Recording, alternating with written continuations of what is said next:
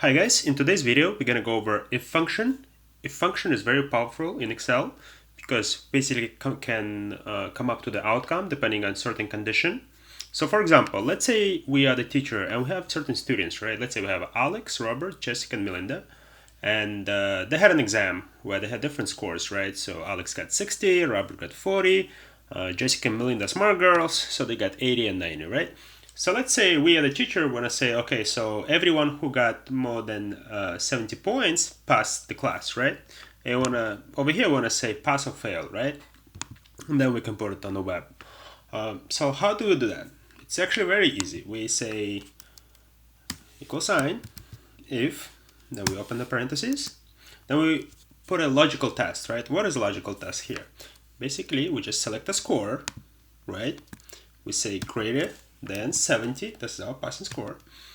And then what do we want to do when the grade is greater than 70, right? We want to type pass, right? And if it's less than 70, we want to say fail. Oop. Let's do it like this.